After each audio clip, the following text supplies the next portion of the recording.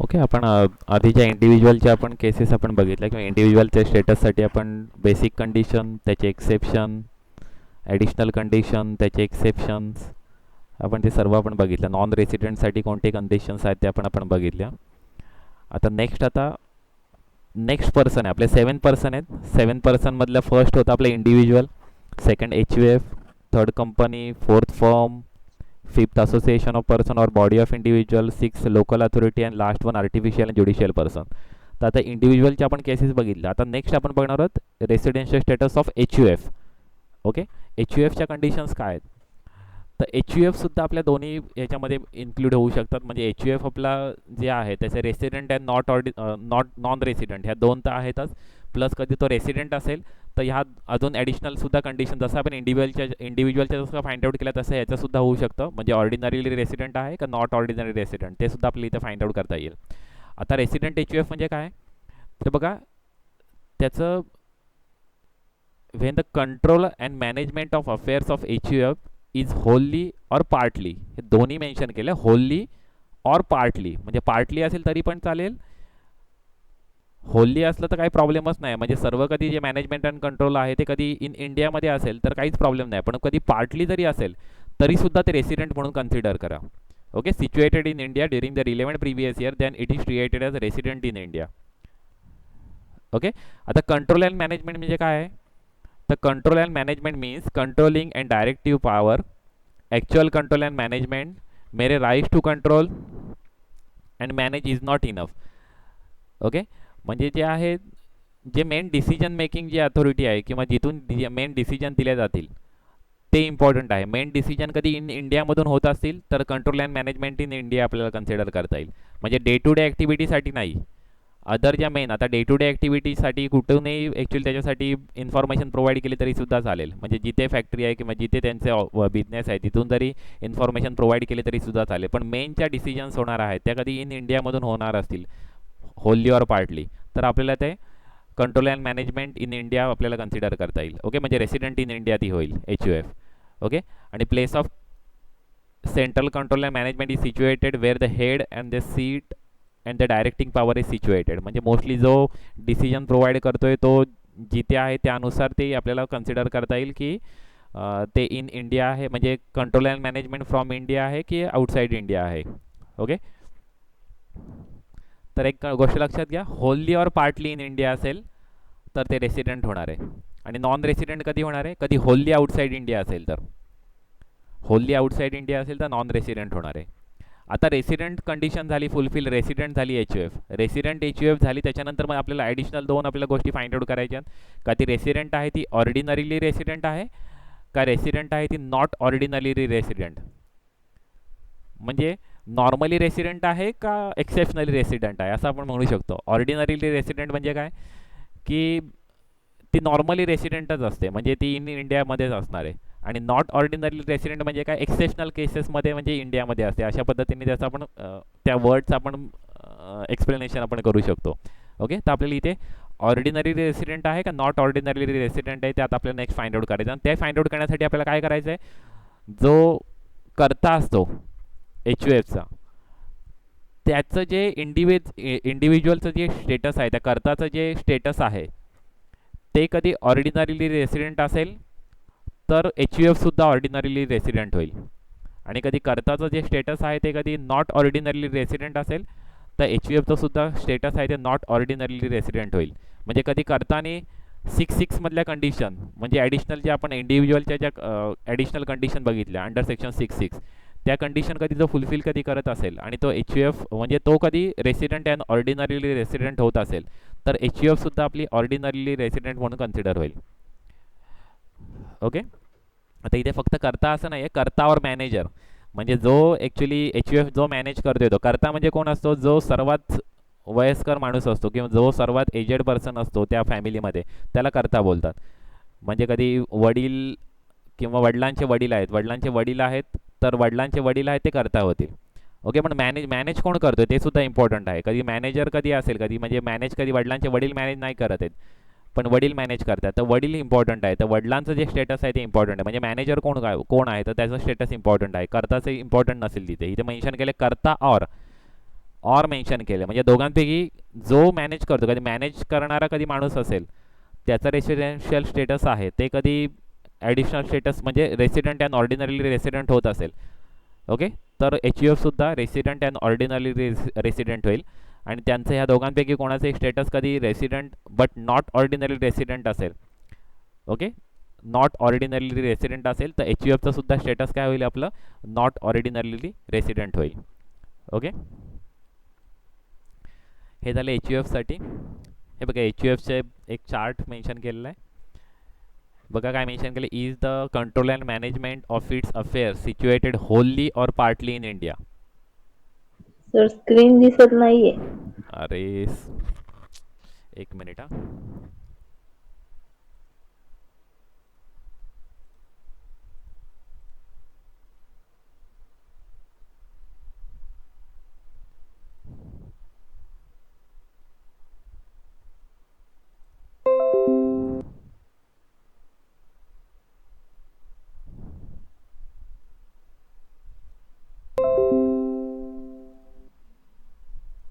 आता screen visible आहे.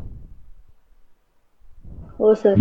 Okay, मी आधी ही स्लाइड ॲक्च्युली दाखवत होतो. या स्लाइडमध्ये तेच मेन्शन केलं आहे की होल्ली ऑर पार्टली. दोन गोष्टी लक्षात ठेवा, होल्ली ऑर पार्टली. कधी इन इंडिया असेल तर रेसिडेंट आहे, कंट्रोल अँड मॅनेजमेंट, ओके, आणि होल्ली आउटसाइड इंडिया आहे तर नॉन रेसिडेंट आहे. आणि रेसिडेंट आणि ऑर्डिनरी रेसिडेंट ह्या ज्या कन्सेप्ट आहेत त्याच्यासाठी कर्ता किंवा मॅनेजरचे जे स्टेटस आहे त्यावरती, ओके, कर्ता किंवा मॅनेजर अंडर सेक्शन 6(6) नुसार कधी दोन्ही कंडिशन कधी फुलफिल करत असेल, then the HUF also resident and ordinarily resident, and he or the manager does not satisfy the both the condition of additional condition of 6(6), then HUF will also be resident but not ordinarily resident. Okay, तर त्या गोष्टी लक्षात ठेवा. कर्ता किंवा मॅनेजरचं जे status आहे ते इम्पॉर्टंट आहे ऑर्डिनरली रेसिडेंट आहे की नाही फाइंड आउट करण्यासाठी. कर्ता किंवा मॅनेजरचं जे स्टेटस आहे ते कधी ऑर्डिनरीली रेसिडेंट असेल तर एच यू एफचं सुद्धा स्टेटस असेल ऑर्डिनरली रेसिडेंट, ओके. आणि कर्ता आणि मॅनेजर कधी, कर्ता किंवा मॅनेजर कधी नॉट ऑर्डिनरली रेसिडेंट असेल तर एच यू एफचा सुद्धा स्टेटस असेल resident but not ordinarily resident. Okay, आता हा एक चार्ट मेन्शन केलेला आहे. ओके, चार्टमध्ये बघा तेच मेन्शन केलेलं आहे ॲक्च्युली, फक्त फ्लो चार्टमध्ये मेन्शन केले is the control and management of its affair situated होल्ली or partly in India. Yes असेल तर आपल्या पुढची कंडिशन बघायची, नो असेल तर H U F is non resident, आणि नॉन रेसिडेंट असेल तर पुढची कंडिशन बघण्याची गरजच नाही आहे. ओके, आणि ते यस असेल तर ह्या ज्या दोन बेसिक कंडिशन आहेत, सॉरी ॲडिशनल कंडिशन आहेत, त्या कधी दोन्ही कंडिशन कधी फुलफिल करत असेल कर्ता किंवा मॅनेजर. यस असेल तर H U F is resident and ordinary resident, आणि नो असेल तर H U F is resident but not ordinarily resident. Okay, तेच ॲक्च्युली मेन्शन केलं आहे, फक्त चार्टमध्ये शो केलेलं आहे. हे झालं एच यू एफचं कंडिशन. ओके, आता नेक्स्ट आपण बघणार आहोत. मोस्टली ना तुम्हाला प्रॉब्लेम्स येतील ना ते नॉर्मली इंडिव्हिज्युअलचेच प्रॉब्लेम येतात. ओके, एक्झाममध्ये प्रॉब्लेम्स येतील तर, पण fill in the blanks, match the pairs किंवा शॉर्ट नोट यावरती तुम्हाला येऊ शकतात. Residential status of H U F किंवा रेसिडेन्शियल स्टेटस ऑफ कंपनी किंवा residential status of association of person, तर ते तुम्हाला वेगळं विचारू शकतात. ओके, आता कंपनीचं आपण बघूया. अंडर सेक्शन 6(3), ओके, कंपनीचा रेसिडेन्शियल स्टेटस फाइंड आउट करण्यासाठी सेक्शन काय, अंडर सेक्शन 6(3). एच यू एफचा 6(2) आहे, इंडिव्हिज्युअलचा 6(1) आहे. Individual 6(1), H U F 6(2), company 6(3) आणि अदरचा 6(4) आहे. ओके, अशा पद्धतीने 4 सेक्शन आहे, 6(1), 2, 3, 4. बघा त्याच सिक्वेन्समध्ये आहेत, individual, next H U F, next company आणि नेक्स्ट अदर. ओके, अदर म्हणजे सर्व येतात त्याच्यामध्ये, फर्म येतील, असोसिएशन ऑफ पर्सन येईल, बॉडी ऑफ इंडिव्हिज्युअल येईल, सर्व येतील त्याच्यामध्ये. ओके, तर रिमेनिंगसाठी सर्वांसाठी 6(4) यूज होणार आहे. ओके, तर आता कंपनीचं बघूया. कंपनी रिलेटेड काय इन्फॉर्मेशन मेन्शन केलेली आहे. सर्वात महत्त्वाची गोष्ट म्हणजे an Indian company is always resident in India. आणि हे जे कंपनी अदर जे आहेत आता त्या अदरसाठी स्टेटस आहेत ते फक्त दोनच अवेलेबल आहेत रेसिडेन्शियल स्टेटसमध्ये, रेसिडेंट और नॉन रेसिडेंट. या बाकीच्या कुठल्याही केसेसमध्ये ऑर्डिनरीली रेसिडेंट किंवा नॉट ऑर्डिनरीली रेसिडेंट ह्या कन्सेप्ट अवेलेबलच नाही आहेत.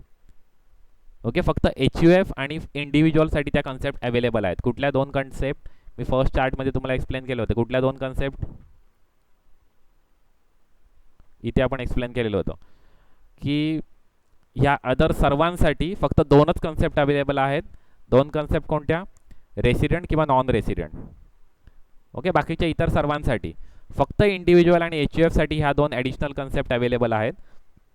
म्हणजे ते रेसिडेंट आहेत, ते ऑर्डिनरी रेसिडेंट आहेत का नॉट ऑर्डिनरीली रेसिडेंट आहेत. ओके, त्यामुळे आत्ता जे आपण पुढचे जे आपण SEC बघणार आहोत म्हणजे company, firm, association of person, त्या सर्वांसाठी फक्त दोनच आपल्याला फाइंड आउट करायचे की ते रेसिडेंट आहेत का नॉन रेसिडेंट आहेत. ओके, तर आता company related under section 6(3) company related काय आहेत? Indian company is always a resident in India. म्हणजे कधी इंडियन कंपनी असेल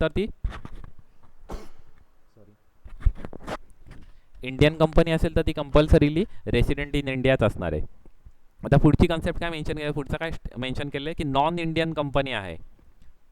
ओके, इंडियन कंपनी नाही आहे आणि अशी कंपनी असेल आणि is said to be resident in India if its place of effective management in that year is in India. कधी प्लेस ऑफ इफेक्टिव्ह मॅनेजमेंट कधी इन इंडिया असेल तर आपल्याला ती रेसिडेंट म्हणून कन्सिडर करायची, अदरवाईज ती आपल्याला नॉन रेसिडेंट म्हणून कन्सिडर करायचे. आता प्लेस ऑफ इफेक्टिव्ह मॅनेजमेंटची डेफिनेशन काय सांगते? Place of effective management means a place where the key management and commercial decision that are necessary for the conduct of the business of the entity as a whole are in substance made. Okay, कधी होत असेल म्हणजे त्याची म्हणजे एक आपण गोष्ट लक्षात घ्या की मॅनेज करणे जसं HUFचं होतं त्याच पद्धतीने कधी त्याची मॅनेजमेंट अँड अफेअर्स कधी इन इंडिया असेल तर आपल्याला काय करायचं आहे? आपल्याला ती रेसिडेंट म्हणून कन्सिडर करायची. पण इथे टर्म काय यूज केलेली आहे? Place of effective management. Okay, इथे टर्म काय यूज केले? Place of effective management. Place of effective management means a place where the key management and commercial decision that are necessary for the conduct of the business of the entity as a whole are in substance made. म्हणजे जे effectively जिथे mention केलेले म्हणजे जिथे मेनच्या बिझनेसच्या ज्या activity आहेत किंवा मेन बिझनेसच्या ज्या डिसिजन आहेत ते घेतल्या जातील ते आपल्याला प्लेस ऑफ इफेक्टिव्ह मॅनेजमेंट म्हणून कन्सिडर करायचे. ओके, आणि नॉन रेसिडेंट कधी होणार आहे? if the place of effective management in that year is not in India. Okay, place of effective management is not in India, then the company is said to be non-resident in India for the relevant previous year. Okay, मग त्या relevant previous इयरमध्ये ती non resident म्हणून आपल्याला consider करायचे. Okay, तर ही एक term लक्षात ठेवा, place of effective management. Okay, ती रिलेटेड टू कंपनी आहे. कधी place of effective management in India असेल तर रेसिडेंट आणि place of effective management outside India असेल तर नॉन रेसिडेंट. हे कंपनीसाठी झालं. ओके, आता कंपनीचं सुद्धा सेम चार्ट मेन्शन केलेलं आहे. फक्त is the company and Indian company. कधी इंडियन कंपनी यस असेल तर company is resident in India for the relevant previous year. आणि नो आहे म्हणजे इंडियन कंपनी नाही आहे. पण पुढे मेन्शन केलं whether the place of effective management of the company is in India in the relevant previous year. कधी yes असेल तर ती रेसिडेंट आहे, नो असेल तर company is non resident for the relevant previous year. Okay, clear आहे. कंपनीसाठी place of effective management important आहे. इंडियन कंपनी असेल तर काहीच प्रॉब्लेम नाही, इंडियन कंपनी रेसिडेंटच असणार आहे. इंडियन कंपनी यस तर डायरेक्ट रेसिडेंट. इंडियन कंपनी नाही आहे मग पुढे काय? प्लेस ऑफ इफेक्टिव्ह मॅनेजमेंट कधी इन इंडिया असेल, यस असेल तर रेसिडेंट इन इंडिया आणि कधी नो असेल तर नॉन रेसिडेंट इन इंडिया. हे related to company under section 6(3). Okay, next बघूया इतर SEC. म्हणजे इतर SEC म्हणजे फर्म आहे, त्याच्यामध्ये असोसिएशन ऑफ पर्सन आहे, बॉडी ऑफ इंडिव्हिज्युअल आहे अंडर सेक्शन 6(4). आता हे सुद्धा सेम HUF सारखंच आहे actually. A firm or an AOP means association of person, or BOI means body of individual, is said to be resident in India if the control and management of its affair wholly or partly situated in India during the relevant previous year. आता इथे सुद्धा wholly or partly. Okay, म्हणजे अर्धा आहे किंवा पूर्ण आहे त्याच्याशी काही घेणं नाही. थोडं जरी इथे असेल आपल्या इथे, पार्टली जरी आपल्या इथे असेल, इन इंडियामध्ये असेल control and management of its affair, तर आपण काय करणार आहोत? ते आपण रेसिडेंट म्हणून आपण कन्सिडर करणार आहोत. आणि नॉन रेसिडेंट आपण कधी कन्सिडर करणार आहोत? If the control and management of its affair is situated wholly outside India, then it is non resident in India. Okay, आणि कंट्रोल अँड मॅनेजमेंट म्हणजे काय? Is the vested in the hands of partner in case of firm and the principal officer in case of AOP और BOI. Okay, म्हणजे partner कुठे आहेत ते important आहे for फर्मसाठी, आणि प्रिन्सिपल ऑफिसर कुठे आहेत म्हणजे जो ॲक्च्युली मॅनेज करतो आहे ती AOP आणि BOI ते कुठे आहेत, तर त्यावरती आपलं कंट्रोल अँड मॅनेजमेंट कुठे आहे ते आपल्याला डिसाईड होणार आहे. इन इंडिया आहे का outside India. Okay, Holy in India असेल तर ती, किंवा पार्टली इन इंडिया असेल तर ती रेसिडेंट इन इंडिया, आणि होली आउटसाइड इंडिया असेल तर ती non resident in India. Okay, आता ॲक्च्युली अदर पर्सनसाठी सुद्धा सेम आहे. ॲक्च्युली होली और पार्टली असेल तर इन इंडिया असेल तर रेसिडेंट, होली आउटसाइड इंडिया असेल तर नॉन रेसिडेंट. ओके, तर हे आपले जे सर्व पॉईंट बघितले ना तर रेसिडेन्शियल स्टेटस रिलेटेड होते. आपण एक दोन आपण प्रॉब्लेम घेऊया आणि नंतर मग पुढचा स्कोप ऑफ इन्कम आपण बघूया. सेक्शन 5 बघूया आपण त्यानंतर. आता आपण बघतोय हे सर्व सेक्शन 6 आपण बघतोय. सेक्शन 6 मधला सेक्शन 1, 2, 3, 4 आपण सर्व आपण बघितले. ओके, मला वाटतं आपण 6 पण बघितलं. Section 6 additional condition. नेक्स्ट आपण एक प्रॉब्लेम घेऊया.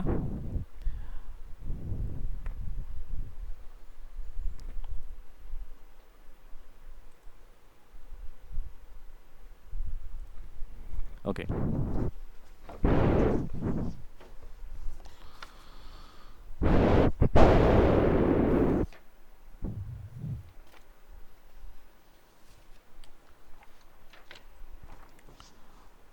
प्रॉब्लेम नंबर 4 बघा. मिस्टर एक्स एज 19 इयर, 19 वर्षाचा आहे.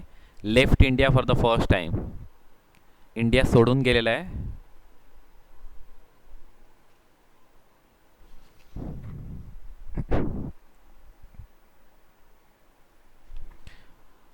कधी सोडून गेलेला आहे? ऑन 31 मे 2020ला सोडून गेलेला आहे. Okay, determine his residential status for the previous year 2021 if he left India for employment purpose आणि he left India for world tour. आता दोन्ही पर्पज वेगवेगळे आहेत. तुम्हाला एक गोष्ट माहिती आहे, तो ॲक्च्युली आता तसं त्यांनी स्पेसिफिकली मेन्शन केलेलं नाही आहे, पण तो इंडियामध्येच होता म्हणजे तो इंडियन सिटीजन आहे. ओके, आता त्यांनी स्पेसिफिकली मेन्शन केलेलं नाही की तो इंडियन सिटीजन आहे, पण आता तो first time left India for the first time म्हणजे 19 वर्षाचा झाला आणि तो फर्स्ट टाइम इंडियाच्या बाहेर जाते म्हणजे तो इंडियन सिटीजन होणार आहे. ओके, आता इथे काय त्यांनी स्पेसिफिकली मेन्शन केलेलं नाही आहे की mister X is an Indian citizen, पण आता त्याच्या हे जी इन्फॉर्मेशन आपल्याला जी प्रोव्हाइड केली की तो 19 वर्षाचा झालेला आणि तो फर्स्ट टाइम इंडिया सोडून चालला म्हणजे त्याचा अर्थ काय होतोय, तो इंडियन सिटीजन आहे. ओके, आणि इंडियन सिटीजन असेल आणि तो इंडिया कधी एम्प्लॉयमेंट पर्पजसाठी कधी सोडून जात असेल तर आपल्या काय एक्सेप्शन्स आहेत केसेसमध्ये आपल्या बेसिक कंडिशनमध्ये. तर आता बेसिक कंडिशन आपण बघूया. फर्स्ट बेसिक कंडिशन आहे 182 डेजवाली आणि सेकंड बेसिक कंडिशन आहे 60 डेज और 365 days during the 4 year preceding relevant previous year. Okay, immediately preceding relevant previous year म्हणजे 365 डेज राहायला पाहिजे तो 4 वर्षामध्ये, प्रिव्हियस इयरच्या आधीच्या 4 वर्ष, आणि 60 डेज राहायला पाहिजे तो प्रिव्हियस इयरमध्ये.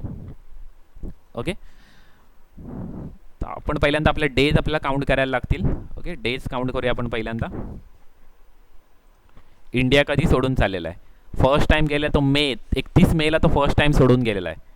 ओके, 2020ला, आणि 2021च आपल्याला कॅल्क्युलेशन करायचं. प्रिव्हियस इयर आपला 2021च आहे. ओके, त्यामुळे एप्रिलमध्ये तो किती दिवस असेल आपल्या इथे इंडियामध्ये? 30 डेज. मेमध्ये किती दिवस असेल? 31 असणार आहे. का? कारण की तो 31 मेला सोडून चाललेला आहे आणि जो डिपार्चर डे आहे तो सुद्धा आपल्याला कन्सिडर करायचा आहे. अरायवल डे सुद्धा आपल्याला कन्सिडर करायचा आहे, डिपार्चर डे सुद्धा आपल्याला कन्सिडर करायचा आहे. फर्स्ट टाइम 31 मेला तो सोडून चाललेला आहे, त्यामुळे 31 मे सुद्धा आपल्याला कन्सिडर करायला लागेल म्हणजे मेचे 31 डेज येतील. ओके, एप्रिलचे 30 डेज, मेचे 31 डेज, आणि परत कधी आलेलं ते आपल्याला मेन्शनच केलेलं नाही आहे म्हणजे तो सोडून गेलेला तो परत आलेलाच नाही. मग 00 मेन्शन करा सर्व ठिकाणी. ओके, परत कधी आलेलं ते आपल्याला काही त्यांनी मेन्शनच केलेलं नाही, त्यामुळे ते पुढचे आपण 00च मेन्शन करा सर्व.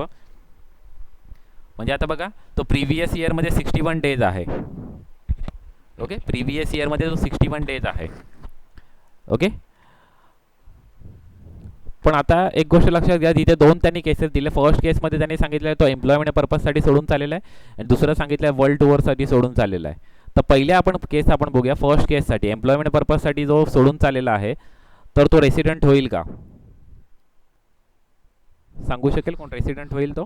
कधी तो एम्प्लॉयमेंट पर्पजसाठी कधी सोडून चाललेला आहे तर त्याची तो फर्स्ट कंडिशन फुलफिल होत नाही आहे 182 डेजची, कारण तो प्रिव्हियस इयरमध्ये फक्त 61 डेज अवेलेबल आहे in India. Okay. Second condition कधी त्याला ॲप्लिकेबल असेल तर ती फुलफिल होईल कन्फर्म. का फुलफिल होईल कन्फर्म? कारण तो या बाकीच्या वर्षांमध्ये 365 डेज आहे प्रत्येक, आहे की नाही 365 डेज, कारण की तो आज पहिल्यांदाच सोडून गेलेला आहे इंडिया. तो आधी कधी इंडिया सोडून गेलेलाच नाही आहे. ओके. तो आधी म्हणजे तो आधी इंडियाच्या बाहेर नव्हताच, तो आधी इंडियामध्ये ऑलरेडी होता. म्हणजे पहिलेपासून तो पूर्वीचे 19 वर्ष तो इंडियामध्येच आहे. फर्स्ट टाइम त्याने इंडिया सोडून गेलेला आहे. आणि फर्स्ट टाइम इंडिया सोडून गेला तो एम्प्लॉयमेंट पर्पजसाठी कधी इंडिया कधी सोडून गेलेला असेल तर तो नॉन रेसिडेंट होईल. का नॉन रेसिडेंट होईल? कारण की बेसिक कंडिशनसाठी एक एक्सेप्शन आहे. कधी तो इंडियन सिटीजन आहे आणि lives India for the employment purpose, तो कधी एम्प्लॉयमेंट पर्पजसाठी कधी सोडून चाललेला आहे तर त्याच्यासाठी 182 डेजवालीच कंडिशन कन्सिडर होईल. ही जी 60 डेजवाली जी कंडिशन आहे ती कन्सिडरच होणार नाही आहे. ओके. त्यामुळे तो प्रिव्हियस इयरमध्ये किती डेज आहे इन इंडिया? 61 डेज आहे. त्यामुळे तो एम्प्लॉयमेंट पर्पजसाठी कधी सोडून चाललेला असेल तर तो नॉन रेसिडेंट इन इंडिया होईल. ओके. कधी एम्प्लॉयमेंट पर्पजसाठी कधी सोडून चाललेला असेल तर तो नॉन रेसिडेंट इन इंडिया होईल. पण कधी वर्ल्ड टूरसाठी कधी तो सोडून चाललेला असेल तर तो रेसिडेंट होऊ शकतं. आपल्याला ही जी सी कंडिशन आहे ती आपल्याला फुलफिल करून बघायला लागेल, म्हणजे 61C ही आपल्याला फुलफिल करून बघायला लागेल. तर आपण फुलफिल करून बघूया. प्रिव्हियस इयरमध्ये जो 60 डेज आहे तर आहे, आणि त्याच्या आधीचे 4 वर्ष, त्याच्या आधीचे 4 वर्ष तो 730 डेज, सॉरी 730 नाही 365 डेज आहे का? 365 डेज. त्याच्या आधीचे 4 वर्ष तो 365 डेज इंडियामध्ये आहे का? तर आहे, कारण की 1460 डेज आहे तो इंडियामध्ये, म्हणजे तो 365 डेजपेक्षा जास्त डेज अवेलेबल आहे. त्यामुळे तो बेसिक कंडिशन सेकंड आहे तो फुलफिल करतोय. ओके. त्यामुळे वर्ल्ड टूरला जेव्हा तो जातोय तेव्हा तो रेसिडेंट इन इंडिया आहे. आता तो रेसिडेंट आहे, रेसिडेंट असल्यानंतर आपल्याला अजून एक फाइंड आउट करून बघायला लागेल तो ऑर्डिनरीली रेसिडेंट आहे की नाही. ओके. तर त्याच्यासाठी आपल्याला ॲडिशनल कंडिशन आपल्याला फुलफिल करून बघावे लागतील. हे आपले ॲडिशनल कंडिशन आहेत की कुठलेही 10 वर्ष, म्हणजे प्रिव्हियस इयरच्या आधीच्या जे 10 वर्ष आहेत त्याच्यापैकी 2 वर्ष तो रेसिडेंट पाहिजे कमीत कमी, किंवा तो 730 दिवस इंडियामध्ये पाहिजे शेवटच्या 7 वर्षामध्ये, म्हणजे प्रिव्हियस इयरच्या आधीच्या 7 वर्षामध्ये. तर आपण ते आता मेन्शन करूया. 7 इयर्स म्हणजे किती इथे येतील? 15, 16, 14, 15, 13, 14, 1, 2, 3, 4, 5, 6, 7. ओके. 7 इयर्स होत आहेत. तो प्रत्येक वर्षी 365, 366 असणार आहेत काही ठिकाणी ॲक्च्युली, म्हणजे कुठे कुठे 366 असणार, इथे 366 असणार आहेत ॲक्च्युली, इथे सुद्धा 366 असतील. ओके. आता हे 7 इयर्स आहे, त्या 7 इयर्सची आपल्याला टोटल करायला लागेल.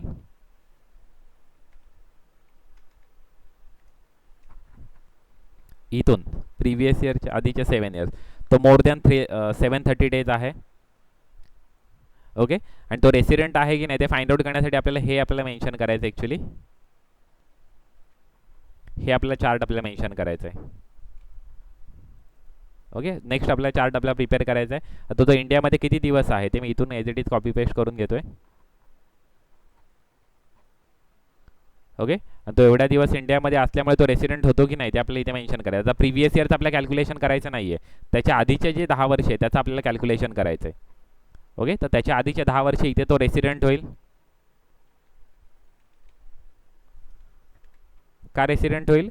कारण की प्रिव्हियस इयरमध्ये 60 डेज 182 डेजपेक्षा जास्त आहे, त्यामुळे तो रेसिडेंट होईल. या सर्व वर्षी तो रेसिडेंटच होईल. आधीच्या तुम्ही 10 वर्ष जरी कॅल्क्युलेट जरी केलं तरी सुद्धा तो रेसिडेंटच होईल. 2012, 13, 2011, 12, 10 वर्ष म्हणजे किती होतील बघा? 1, 2, 3, 4, 5, 6, 7, 8, 9 आणि अजून एक वर्ष 2010, 11.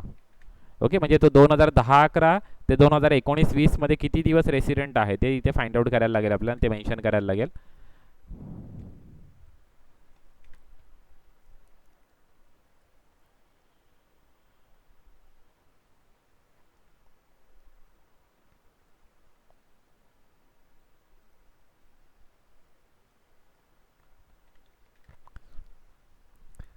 ओके. त्यामुळे तो सर्व ठिकाणी रेसिडेंट होते, म्हणजे मोर दॅन 2 इयर्स तो रेसिडेंट आहे.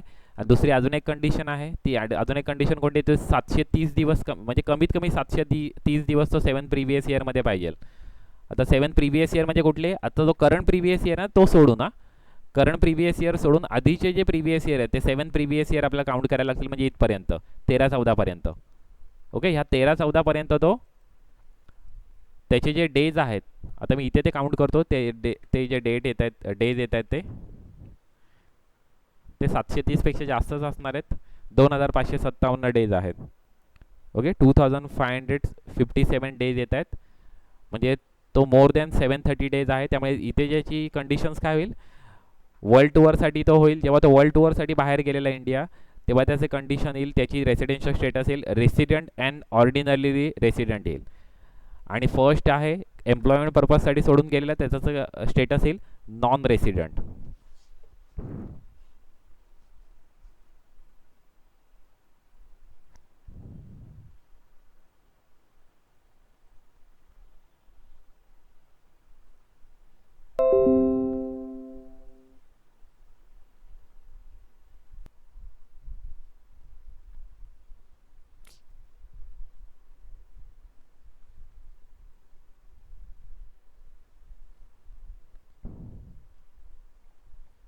ओके, तर आता आपण बघूया 6 प्रॉब्लेम आपण करूया. फॉरेन सिटीजन आहे आणि तो इंडियन ओरिजिनचा सुद्धा पर्सन नाही आहे, त्यामुळे त्याच्यासाठी बेसिक कंडिशन दोन्ही अवेलेबल आहेत. म्हणजे फर्स्ट 182 डेजवाली आणि सेकंड 60 डेज प्लस 365 डेज, या दोन्ही कंडिशन्स त्याच्यासाठी अवेलेबल आहेत. एक्सेप्शनमध्ये तो येणार नाही आहे, कारण तो फॉरेन सिटीजन आहे आणि पर्सन ऑफ इंडियन ओरिजिनसुद्धा नाही आहे तो. ओके, तो प्रिव्हियस इयरमध्ये किती डेज आहे इंडियामध्ये, तर आपल्याला हा चार्ट आपल्याला प्रिपेअर करायला लागेल. आता ह्या चार्टमध्ये मंथ्स मेन्शन करण्याची गरज नाही आहे ॲक्च्युली, या चार्टमध्ये मंथ्स मेन्शन करण्याची गरज नाही आहे, कारण की आपल्याला डायरेक्ट इन्फॉर्मेशन नंबर ऑफ डेजमध्ये प्रोव्हाइड केलेली आहे. त्यामुळे असं तुम्ही डायरेक्ट मेन्शन करू शकता, इथे मेन्शन करू शकता number of days in India. Okay,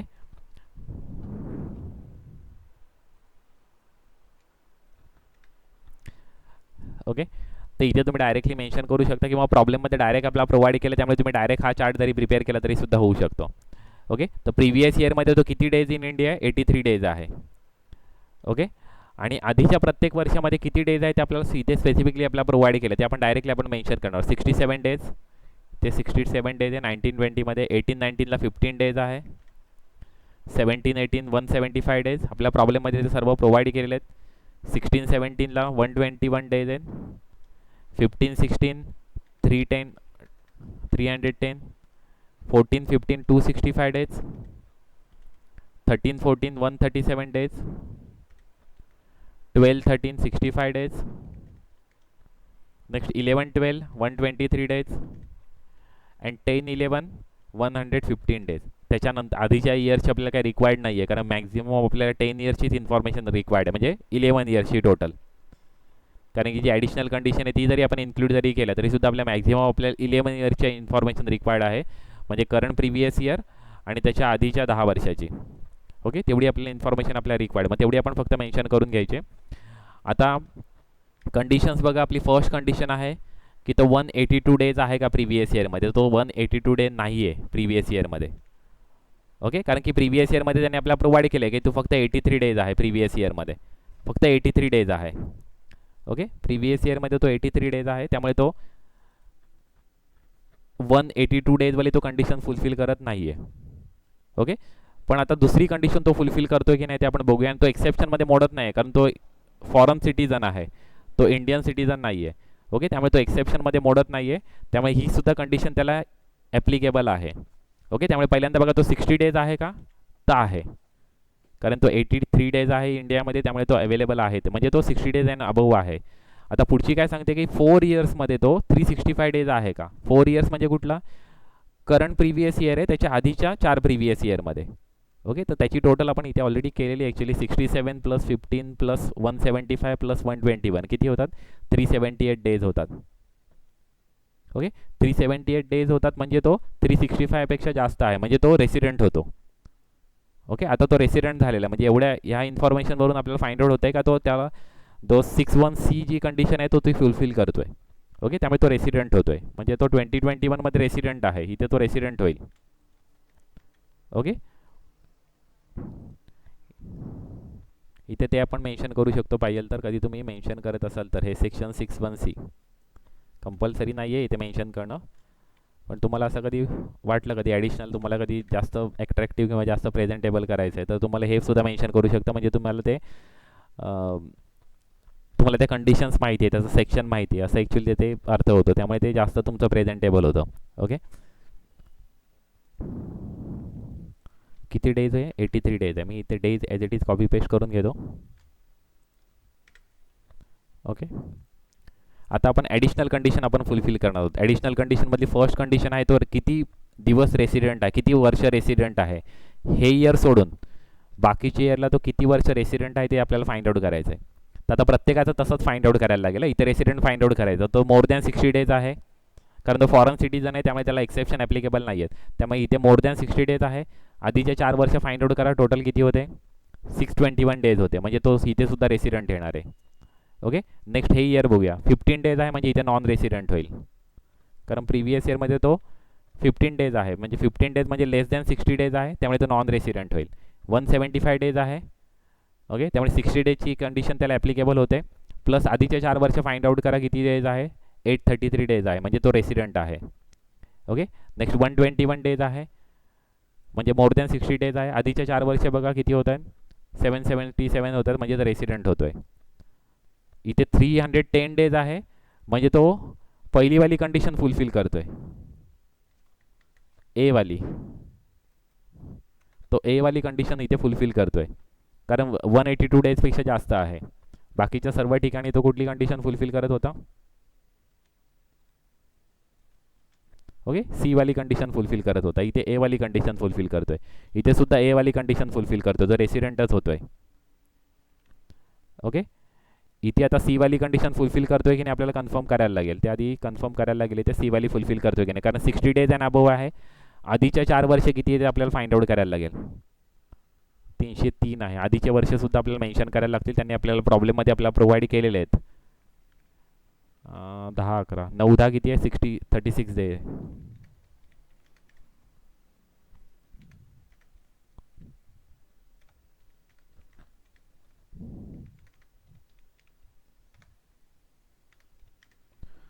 okay, 2009-10 किती आहे? 36 डे. 2008-9 किती आहे? 110 डेज आहे. 7-8 किती आहेत? 257 डेज आहे. ओके, अजून एक वर्ष घ्यायला लागेल. 2006-7 कॅल्क्युलेशनसाठी आपलं रिक्वायर्ड आहे, ते मेन्शन करूया. 6-7-15 डेज आहे. ओके, तर आता बघा, हे आपण रेसिडेंट आपण फाइंड आउट केले. बघा, रेसिडेंट होते 339 डेज आहे, म्हणजे मोर दॅन नाही, सॉरी, नॉन रेसिडेंट होतो इथे. नॉन रेसिडेंट होतो इथे कंडिशन नाही तो फुलफिल करत आहे. नॉन रेसिडेंट का होतोय? कारण मोर दॅन 60 डेज आहे, पण आधीच्या 4 वर्ष तो 339 डेज इंडियामध्ये आहे. ओके, 339 डेज म्हणजे लेस दॅन 365 डेज आहे, त्यामुळे तो नॉन रेसिडेंट होतोय. इथे 65 आहे, त्यामुळे तो रेसिडेंट होऊ शकतो. पण आता बघूया आपण काय आहे. मोर दॅन 60 डेज आहे, पण आधीच्या 4 वर्ष किती आहे? 384 डेज आहे. 384 डेज आहे, म्हणजे तो रेसिडेंट होईल. आणि कंडिशन कुठली होईल? सी वाली कंडिशन फुलफिल होईल. ओके, नेक्स्ट इथे सुद्धा आपण फाइंड आउट करूया. 123 डेज आहे, म्हणजे मोर दॅन 60 डेज आहे. ओके, आधीचे 4 वर्ष किती आहे? 518 आहे, म्हणजे तो रेसिडेंट आहे आणि तो सी वाली कंडिशन फुलफिल करतोय. ओके, सेम आता 15 वाली फाइंड आउट करूया. ॲक्च्युली एवढ्या सर्वांची फाइंड आउट करून बघणंसुद्धा गरज नाही आहे. 2 वर्ष झाली, 2 वर्ष फाइंड आउट झाली, म्हणजे तो रेसिडेंट आहे किंवा तो कंडिशन तो फुलफिल करतोय. डायरेक्टली आपलं ते फाइंड आउट होतं आहे. ओके, पण आता इथे आपण फाइंड आउट करूया. मोर दॅन 60 डेज आहे आणि प्रिव्हियस 418 डेज आहे, म्हणजे तो रेसिडेंट आहे आणि सी वाली कंडिशन तो फुलफिल करतोय. ओके, आणि आता दुसरी म्हणजे आपली ही जी आहे ए वाली कंडिशन, तो ती फुलफिल करतोय. ओके, आता बी वाली कंडिशन फुलफिल करतोय का बघा. प्रिव्हियस इयरच्या इमिडिएटली प्रिसिडिंग रिलेव्हंट प्रिव्हियस इयरमध्ये तो 730 डेज आहे की नाही ते आपल्याला फाइंड आउट करायचं आहे. तर आता ते फाइंड आउट करण्यासाठी हे प्रिव्हियस इयर होतं, त्याच्या आधीच्या 7 इयर्स म्हणजे इथपर्यंत. ओके, तो किती दिवस आहे? 1090 डेज आहे इन इंडिया. म्हणजे मोर दॅन 730 डेज आहे. त्यामुळे तो रेसिडेंट अँड ऑर्डिनरीली रेसिडेंट होतोय. Okay, resident and ordinary resident होईल. ओके, तुम्हाला काय करायचं आहे, पहिल्यांदा हे चार्ट प्रिपेअर करा. ह्या चार्टच्या आधी बेसिक कंडिशन मेन्शन करा, नेक्स्ट चार्ट मेन्शन करा, नंतर मग मेन्शन करा की ही is resident in India because he is fulfilling condition 61C. Okay, and next मग मेन्शन करा, नेक्स्ट मग ॲडिशनल कंडिशन मेन्शन करा. हा चार्ट प्रिपेअर करा. हा चार्ट प्रिपेअर केल्यानंतर मग ती कंडिशन मेन्शन करा, he is fulfilling both the additional conditions as per the section 66. Therefore he is resident in India, resident and ordinary resident in India. पाहिजे तर ते सुद्धा मेन्शन करू शकता. ही is resident in India for 8 years out of the 10 years. Okay, and he was in India for 1090 days during the 7 years relevant to 7 years 7 previous year relevant to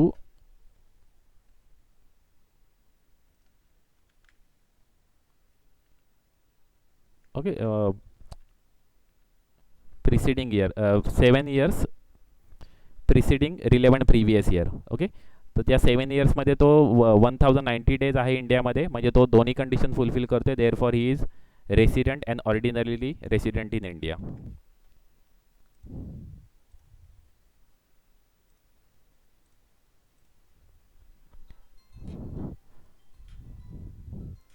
okay, कोणाला काय confusion आहे याच्यामध्ये? Sir हां बोल. Sir इथं आपल्याला 10 वर्षाचं त्याचं रेसिडेन्शियल लाईन हे विचारलंय ना त्यांनी, हां 10 वर्षाचं. हो हो म्हणजे जर सपोज एखादा 5 वर्ष रेसिडेंट असेल आणि तो मागचे 5 वर्ष नॉन रेसिडेंट असेल आणि त्याच्यामध्ये 2 सेक्शन करावे लागत असतील, म्हणजे सेक्शन 61C पण असेल आणि सेक्शन 61A पण असेल, हां तर आपण ते कन्फ्युजन मध्ये मेन्शन करताना दोन्ही सेक्शनचं हे मेन्शन करायचं का? नाही, आता समज कधी इथे जे आहे ना, इथे 310, तर तिथे सेक्शन 61C मेन्शन करण्याची गरजच नाही आहे, कारण तो पहिल्याच कंडिशनमध्ये तो फुलफिल होतोय. त्यामुळे इथे तुम्ही एच मेन्शन करा. म्हणजे तुझं हेच म्हणणं आहे ना, आता इथे कदाचित तो 60 दुसरा पण कंडिशन तो फुलफिल होते, त्याची 61C सुद्धा कंडिशन होत असेल. हा. म्हणजे इथे तू बघितलं तर तो कंडिशन फुलफिल करतोय, कारण 590 डेज आहे आणि 60 डेज सुद्धा आहे, तर तो दोन्ही कंडिशन फुलफिल करतोय. तू ते 61A जरी मेन्शन केले तरी सुद्धा इनफ आहे. ॲक्च्युली हे रिक्वायर्ड नाही आहे, हे जे मेन्शन करणं ना कंपल्सरी नाही आहे. पण तुम्ही कधी मेन्शन केलं तर थोडंसं इम्पॅक्ट पडतो. जो पेपर चेकर असतो, जो ॲसेसर असतो, तो जरा इम्पॅक्टफुली म्हणजे चेक करताना तो मार्क्स जास्त देऊ शकतो, कारण की तुम्हाला ते सेक्शन्स माहिती आहेत. ओके, असं त्याचा अर्थ होतो. म्हणून मी ॲडिशनल तुम्हाला सेक्शन मेन्शन करायला सांगितलं आहे. आणि तुम्हाला दुसरा एक प्रश्न विचारला की 10 वर्षापैकी 5 वर्ष तो रेसिडेंट आहे आणि 5 वर्ष नाही आहे, तर त्याची ॲक्च्युली आपल्याला रिक्वायर्ड किती आहे? फक्त 2च वर्षाची रिक्वायर्ड आहे. आपल्या कंडिशननुसार काय रिक्वायर्ड आहे? फक्त 2 वर्ष गरजेचं आहे. कधी तो 2 वर्ष रेसिडेंट आहे तर तो पहिली कंडिशन तो फुलफिल करतोय. 5 वर्ष म्हणजे इथे मी आता 10 वर्ष जेवढे फाइंड आउट केले ना, तर 10 वर्ष फाइंड आउट करून दाखवण्याची सुद्धा गरज नव्हती. ओके, हे जे 3 इयर माझे फाइंड आउट झाले ना, तर मला समजून जाते की तो 2 वर्ष रेसिडेंट आहे, तर मला तिथेच समजते की तो कंडिशन फुलफिल करतोय म्हणून. ओके, म्हणून प्रॉब्लेम इनकम्प्लीट राहू नये किंवा इनकम्प्लीट दिसू नये म्हणून आपण ते कंप्लीट 10 वर्षाचं आपण फाइंड आउट केलं. ओके, पण हे 10 वर्षाचं फाइंड आउट करणं एवढं कंपल्सरी सुद्धा नव्हतं, कारण की आपल्याला समजतं ह्या 3 वर्षाचं आपण फाइंड आउट केलं, 17-18लाच आपल्याला समजून जातं आहे की तो रेसिडेंट 2 वर्ष आहे. कारण आपल्या कंडिशनमध्ये काय मेन्शन केलेलं आहे की प्रिव्हियस इयरच्या आधीच्या जे प्रिव्हियस इयर आहेत, 10 प्रिव्हियस इयर आहेत, त्या 10 प्रिव्हियस इयरमध्ये तो कमीत कमी 2 वर्ष रेसिडेंट पाहिजे असं मेन्शन केलं. तर 2 वर्ष तो रेसिडेंट आपल्या इथेच समजलेला आहे. ओके, तुझ्या पहिल्याचं काय, कुठलाही सेक्शन इथे तू ए मेन्शन केला तरी सुद्धा सी मेन्शन करणं गरजेचं नाही आहे. मेन्शन केलं तरी सुद्धा चालेल की तो दोन्ही सेक्शननी तो इलिजिबल होतोय, पण एवढी काही गरज नाही आहे. तू फक्त ए मेन्शन केलं तरी सुद्धा होईल. म्हणजे कधी 182 डेजपेक्षा कधी जास्त डेज कधी इथे असतील तर 61A मेन्शन करा. सर त्यांनी ते 10 वर्षाचं आपल्याला मेन्शन करायला सांगितले का? कारण त्यांनी आपल्याला हे सगळं 10 वर्षाची इन्फॉर्मेशन दिली ना सगळी. मार्क्सवरती आपल्याला डिपेंड करतं. कधी मार्क्स कधी जास्त असेल तुमच्या, कधी टाईम असेल तुमच्या इथे, तर ते 10 वर्षाचं कॅल्क्युलेट करा. मी इथे तुम्हाला आता 10 वर्षाचं कॅल्क्युलेट करून दाखवलं, बरोबर आहे. तर हे कंपल्सरी नाही आहे, हे कंपल्सरी नाही आहे. तर तुम्ही 10 वर्षाच्या पेक्षा तुम्ही हे कधी 3 किंवा 4 वर्षाचं जरी कॅल्क्युलेट करून दाखवलं ना तरी सुद्धा इनफ आहे. आणि तुम्ही इन्कम टॅक्सचा जो DIDचा जो पेपर असतो ना, तुमच्या इथे भरपूर वेळ अवेलेबल असतो. तुम्ही बघाल, तुम्ही कधी टायमिंग कधी लावला तर अकाउंटचा पेपर आणि हा पेपर याच्यामध्ये खूप डिफरन्स आहे. तुम्हाला या पेपरमध्ये खूप टाईम अवेलेबल असतो. ओके, त्यामुळे तुम्ही 10 वर्षाचं जरी सॉल्व, म्हणजे कंपल्सरी नाही, मी पुन्हा एकदा सांगतो, हे कंपल्सरी नाही आहे. तू एवढं जरी सॉल्व केलं असेल इथपर्यंत 16-17पर्यंत किंवा 17-18पर्यंत जरी सॉल्व केलं असेल तरी सुद्धा इनफ होतं. म्हणजे तिथेच तुझी ती कंडिशन फुलफिल होते. कंडिशनमध्ये काय सांगितलेलं, कमीत कमी 2 वर्ष पाहिजे. 2 वर्ष आहे म्हणजे तू कंडिशन फुलफिल करतोय. ओके, त्यामुळे तू कधी सोल्युशन करताना कधी एवढंच कधी कॅल्क्युलेशन केलं तरी सुद्धा इनफ आहे. ओके, आणि हे कॅल्क्युलेशन नाही केलं तरी सुद्धा चालेल. ओके, पहिली गोष्ट म्हणजे टाईम कन्स्ट्रेंटवरती तुम्ही ते डिसाईड करा की तुम्हाला सॉल्व करायचं की नाही करायचं आहे. सॉल्व केलं तरी सुद्धा चालेल, नाही केलं तरी सुद्धा चालेल, कारण की कंडिशन आपली इथे फुलफिल होते. आणि हे 7 इयर्सचं आपलं कॅल्क्युलेशन करायचं ते आपलं करणं गरजेचं आहे. कारण 7 इयर्स त्यांनी सांगितलं, आपली दुसरी ॲडिशनल कंडिशन काय सांगते की 7 इयर्सला 730 डेज असणं गरजेचं आहे. ओके, तर ते सुद्धा आपल्याला इथपर्यंत कॅल्क्युलेशन करून दाखवणं गरजेचं आहे. पण हे कॅल्क्युलेशन करणं हे गरजेचं नाही आहे. ओके, हे कंपल्सरी नाही आहे. हे जे कॅल्क्युलेशन केले ते कंपल्सरी नाही आहे, कारण की ते तुम्हाला इथेच तुम्हाला समजून जातं की 1 वर्ष रेसिडेंट आहे, दुसऱ्या वर्षी नॉन रेसिडेंट आहे, तिसऱ्या वर्षी रेसिडेंट आहे, म्हणजे 2 वर्ष कंप्लीट झाली, म्हणजे तुझी फर्स्ट कंडिशन इथे फुलफिल झालेली आहे. पण मी फक्त कॅल्क्युलेशन करून तुम्हाला दाखवलं, त्याची केवढी रिक्वायर्ड नव्हती. पण ते कॅल्क्युलेशन रिपीट कसं कॅल्क्युलेशन होतं ते तुम्हाला समजेल म्हणून मी तुम्हाला ते फक्त कॅल्क्युलेशन करून दाखवलेलं आहे. आणि कधी तुमच्या इथे टाईम असेल तर तुम्ही फक्त कॅल्क्युलेशन करून बघू शकता, कारण त्याला मला वाटत नाही 2 मिनिटाच्या वरती तुम्हाला वेळ लागेल या सर्वांचं कॅल्क्युलेशन करायला. 2 मिनटंसुद्धा लागणार नाही. फक्त आपल्याला काय बघायचं, 60 डेज आहेत का, पुढच्या 4 वर्षाची टोटल करायची, 365 डेज आहे का. इथे 310 आहे म्हणजे तो डायरेक्ट रेसिडेंटच आहे, कारण फर्स्ट कंडिशनमध्येच तो फुलफिल होतोय. इथे तर फर्स्ट कंडिशनमध्येच फुलफिल होती, इथे तर डायरेक्ट तुम्हाला मेन्शन करायचं रेसिडेंट. म्हणजे हे तू जे पुढचे 7 वर्षाचे कॅल्क्युलेशन केलं ना, 5-6 वर्षाचे, मला हार्डली वाटते 2 मिनिट किंवा मॅक्झिमम 3 मिनिट तुम्हाला रिक्वायर्ड आहेत पूर्ण कॅल्क्युलेशन करायला. पण ते कंपल्सरी नाही आहेत. मी पुन्हा एकदा सांगतो, कंपल्सरी नाही आहेत. तुम्ही 2 वर्षाचं जरी एवढं जरी कॅल्क्युलेशन केलं ना तरी सुद्धा इनफ आहे, कारण तिथेच तुमची ती कंडिशन फुलफिल होते की नाही तुम्हाला समजतं. ओके, क्लिअर आहे. अजून काय कन्फ्युजन आहे?